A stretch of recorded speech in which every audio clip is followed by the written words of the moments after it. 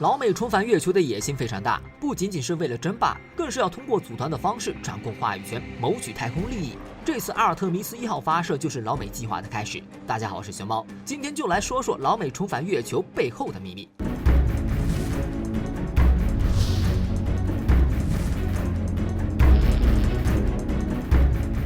美国阿尔特弥斯1号终于发射了，虽然割了很多次，面子和里子都丢光了，但不得不说，阿尔特弥斯计划是老美数十年来野心最大也是最激进的太空目标，因为他要赶在中国之前进行登月，建立月球基地，甚至还要建立太空门户，再把它当作跳板，率先登上火星。所以当阿尔特弥斯计划启动时，让很多中国人都感到惊讶。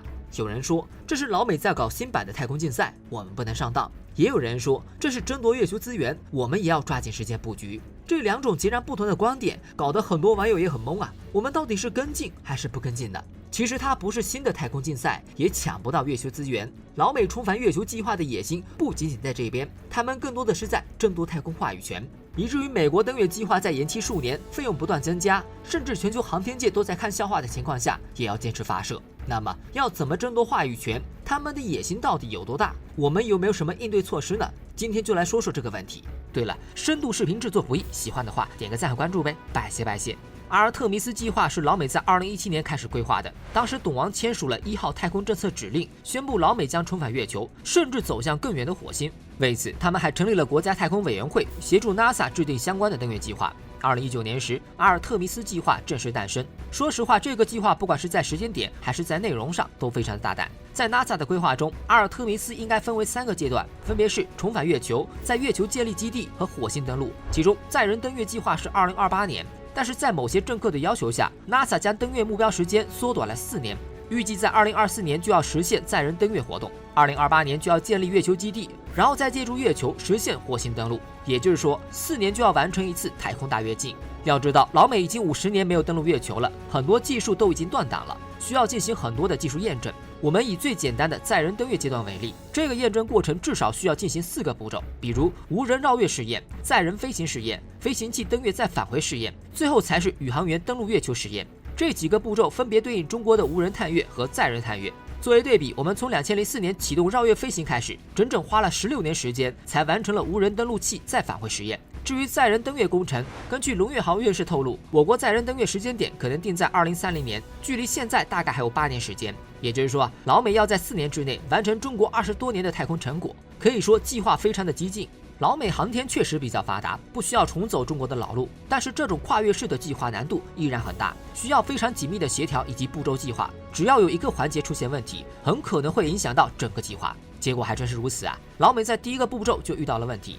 本次阿尔特弥斯1号就因为技术经费等原因数次推迟，由原定2020年发射推迟到2021年，再推迟到2022年，发射日期比原计划晚了2年。它后续的阿尔特弥斯2号和3号计划也被迫延迟。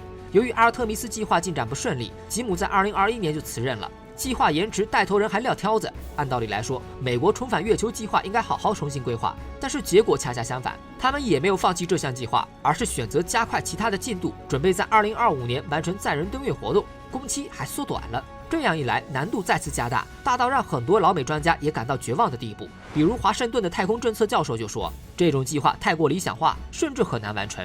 那么问题来了，老美的月球计划为什么这么激进？万一失败了，那不是自己打自己的脸吗？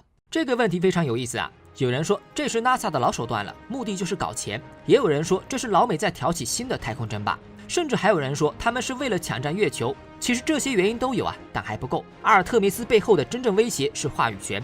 从表面上看，月球和火星确实有很多的资源。以月球为例啊，它上面的钛、铁、铝等稀有金属储量比地球上还要丰富，而且地表层很薄，很容易开采，甚至还有核聚变的重要原材料氦三。我曾经在嫦娥5号那期做过科普，它和氢的同位素发生聚变时，可以释放出大量的能量。1吨氦三核聚变可以释放的能量，相当于1500万吨石油燃烧释放的能量。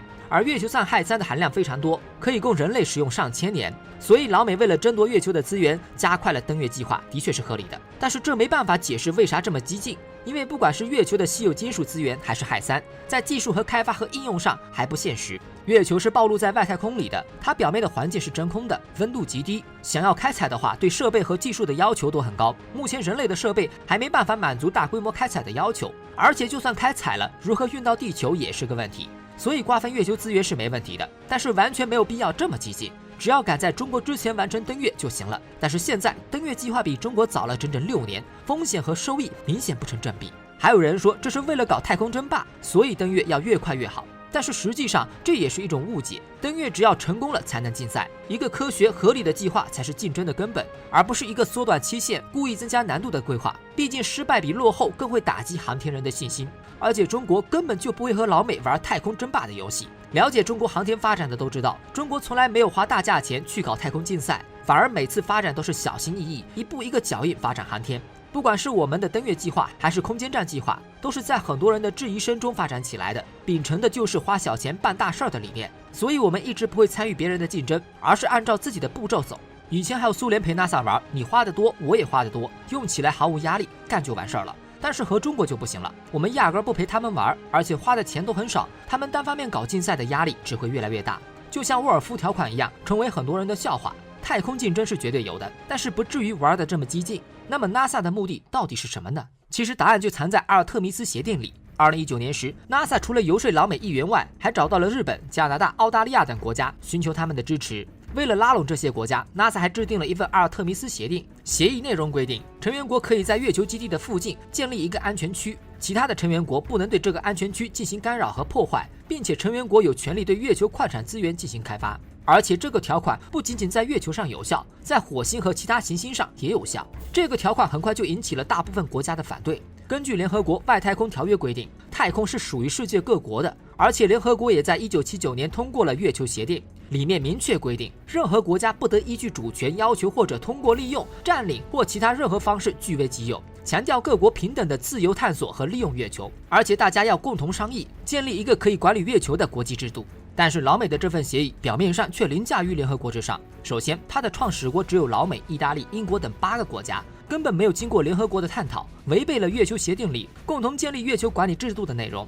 至今为止，大部分的条款都是老美和他的盟友决定的，在国际法上它是不具备效力的。其次，这个协定签订也很狗血，它不是成员国聚在一起，大家共同签订条约，而是成员国单独和老美签订条约。也就是说，老美想让谁加入，谁才能加入，不让谁加入就不让谁加入，相当于自己直接当盟主了。至今也只有22个成员国，而且都是老美的盟友，像中俄、印度、德国，甚至欧空局等都没参加。还有，老美赋予了私营公司对月球矿产资源的所有权。要知道，世界上商业航天最发达的就是老美，他们有各种各样的航天企业，而其他国家则比较少。这个条款几乎就是为他们量身定制的，所以这份协定更像是组团瓜分太空资源。当然，也有人说了，我们不承认就好了。实际上没有这么简单，因为联合国的外太空管理制度至今还没完成。而阿尔特弥斯协定虽然是老美组建的，但是他们的航天技术最发达，在世界上拥有很大的话语权，可以借助阿尔特弥斯计划拉拢很多发达国家。比如欧空局拒绝组团，但是欧盟的法国却已经被拉拢过去了。如果再拉拢到德国，那么相当于欧空局变相的被拉拢过去了。如果这个组织继续不断壮大，就有可能成长为一个有较大影响力的国际组织。国际性组织有2种，一种是联合国承认的，还有一种就是慢慢壮大，发展成一个庞大的利益共同体。其他人想要冲击这个共同体，就需要付出很大的代价。比如 WTO， 它的前身就是由马拉喀什协定演化而来的。的确有国家不加入 WTO， 但是那就意味着被主流所抛弃。所以老美 NASA 登月既是为了挽回面子，也是为了将协议捆绑住其他国家，帮助他们完成任务，同时还能争夺外太空的话语权和规则制定权，可谓一举3得。一旦他们掌握了话语权以及规则的制定权，就可以为他们谋取更多的利益。在这方面，老美太有经验了。比如布雷顿森林体系用美元捆绑世界，再比如国际货币基金组织用规则谋取他国的利益，还比如各种各样的国际标准组织，都是老美谋取话语权和利益的工具。俄罗斯和欧空局就一直在担心老美的协定壮大，并且公开喊话大家要一起反对，原因就在这里。那么美国的登月计划能成功吗？老美组团，我们又该如何应对呢？实际上很简单，就是各打各的。中俄甚至印度等国家是世界上的航天大国，实力上并不比他们差。中国有自己的登月计划，而且已经在有序的进行了。而且老美可以组团，我们也可以积极和其他国家合作。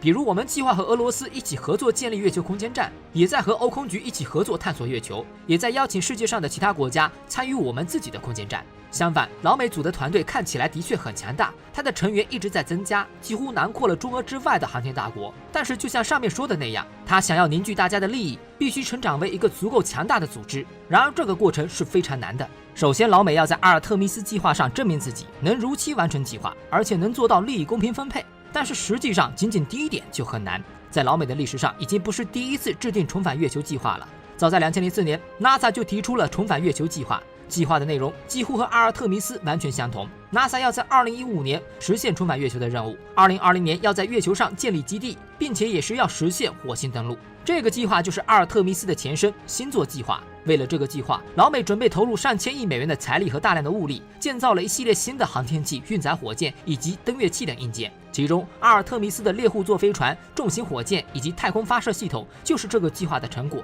后来由于经费严重超支，但是进度进展又非常缓慢，到了奥巴马时期就被停止了。直到2017年董王上任，这项计划才被重启，更名为阿尔特弥斯计划。然而，星座计划的资金和技术问题其实又在重演。2019年时 ，NASA 的局长还是吉姆·布里登斯，他为了促成阿尔特弥斯计划，几乎是拿出了竞选的态度来做这件事儿。不仅到处拜访老美议员，给他们讲当初老美登月的辉煌往事，并且还许诺他们一定会重现登月奇迹，这才有了阿尔特弥斯计划。在他的规划里 ，NASA 要在2020年拿到33亿美元的资金，但是他们得到的经费却只有8亿多美元的支持，远低于要求，进度也因为利益分配延误了。甚至吉姆本人也辞任了 NASA 局长的职务。2021年时，比尔·尼尔森上任，他也延续重返月球的执念，甚至比吉姆更加激进。他刚上任就碰瓷中国，说中国航天发展太快了 ，NASA 急需更多的钱才能保持优势。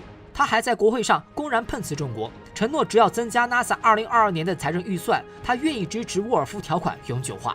沃尔夫条款是老美为了禁止美国航天与中国合作的条款，从那儿以后，中美几乎没有任何合作的空间。也就是说，只要给 NASA 钱，尼尔森就不惜彻底将中国航天拉黑。在登月项目上，他还到处游说官员，说美国要成为第一个回到月球的国家，就必须完成快速登月，然后还说这是一场新的太空冷战竞赛。老实说 ，NASA 确实是很认真的在谋划这件事儿，可以说是倾尽全力。但是他们的国会却并不买单。2021年时，载人着陆系统的预计经费是33亿美元，但是也只批准了8.5亿美元。老美国会为啥拖后腿呢？还不是被 NASA 大手大脚给吓的。相比中国花小钱办大事儿、谨小慎微的规划，老美的规划总是非常的粗犷。登月计划动辄上千亿美元，一个小项目都是数十亿的砸出去，而且经常是钱花了，但是项目没做好。举个例子老美2006年就开始研制新的宇航服 XEMU， 结果15年时间花了4亿多，竟然宣告研发失败。更离奇的是，为了赶任务，不得不向 Axiom Space 以及 Collins Aerospace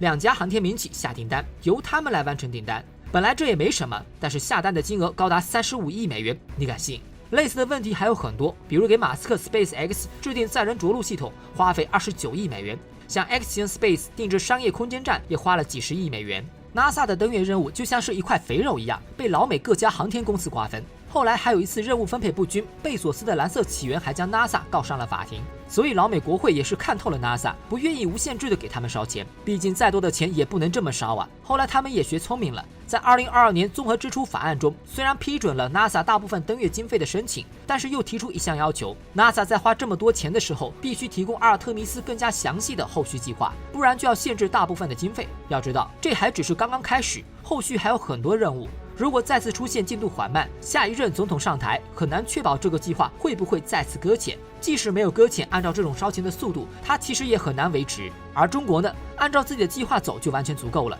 太空探索是一项长久的项目，久到上百年都可能没办法完成。我们的航天目标是星辰大海，我们的战略计划更加合理，超越别人只是时间问题。对此，我是完全有信心。即使老美的野心再大，我们也不会落下。好了，都看到这边了，麻烦点个赞呗，我们下期见。